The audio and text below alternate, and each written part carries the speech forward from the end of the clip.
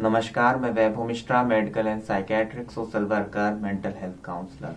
दोस्तों, जब कोई इंसान परेशान होता है, उसे खुद की समस्या का कोई भी हल नजर नहीं आ रहा, उसे चारों तरफ सिर्फ अंधकार ही अंधकार नजर आता है, तो आप स्वयं विचार करें कि वह क्या करेगा।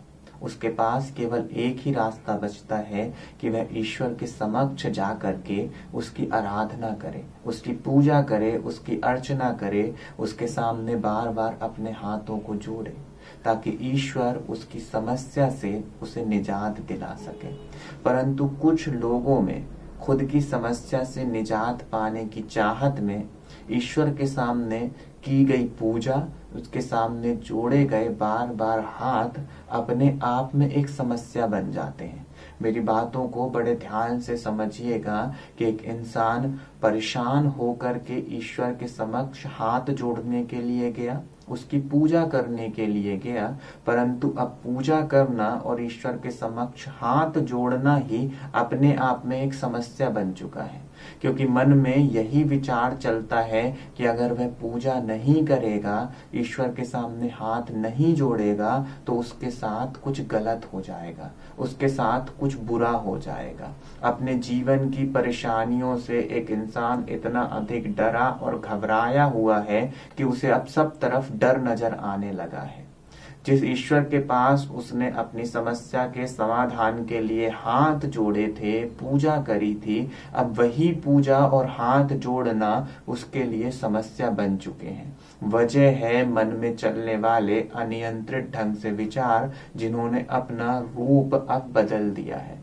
यानी कि पहले तो विचार उसकी समस्या से संबंधित थे, जो उसके जीवन में प्रॉब्लम चल रही थी, परंतु जब उसने ईश्वर के समक्ष हाथ जोड़े, उसकी पूजा करी, तो उससे पूरे के पूरे विचार एक तरीके से परिवर्तित हो गए उस प्रक्रिया में। यानी कि अब जो विचार पहले समस्या से संबंधित थे, वह संबंधित हो गए पूजा करने और हाथ जोड़ने से।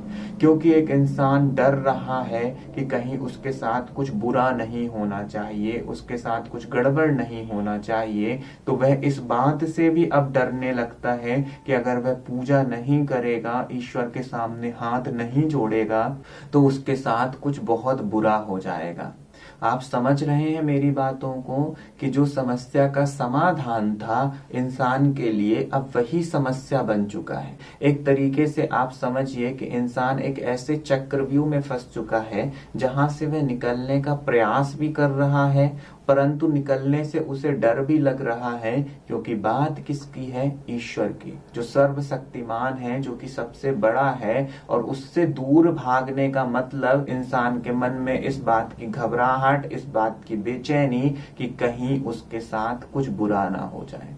आप समझते जाइए दोस्तों कि वास्तविकता में इंसान चाह रहा है कि जो उसके मन में अनियंत्रित विचार चल रहे हैं, जो उसके मन में भविष्य की चिंताएं चल रही हैं, वह खत्म हो जाए।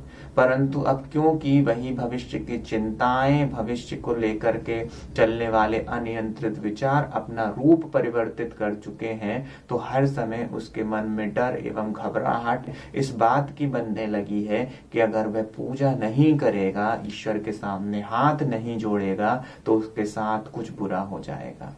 दोस्तों, एक बात को बहुत अच्छे से समझिएगा कि ईश्वर की आराधना करना, उसकी पूजा करना, उसके हाथ जोड़ना, इन सब के पीछे की भावना सदैव प्रेम होनी चाहिए। प्रेम के अलावा जब यह भावना डर की होती है, तो उस स्थिति में आप प्रक्रिया तो कर रहे हैं, परंतु वास्तविकता यही है कि आप डर रहे हैं।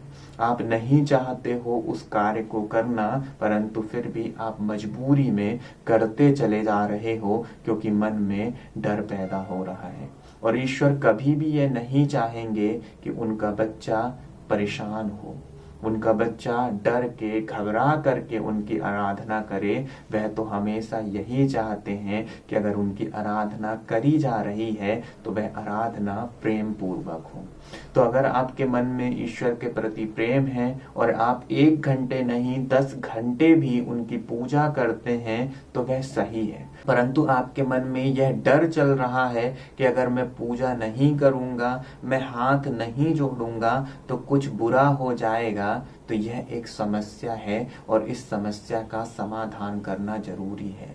क्योंकि अगर इस समस्या का समाधान नहीं किया गया तो यह प्रक्रिया लगातार चलती रहेगी और यह प्रक्रिया के चलने का मतलब ही यही है कि व्यक्तिगत और सामाजिक जीवन का खराब होना, यानी कि जीवन को एक जो उत्साह के साथ जीना है, जो एक मजे के साथ जीना है, उसमें कमी आने लगना।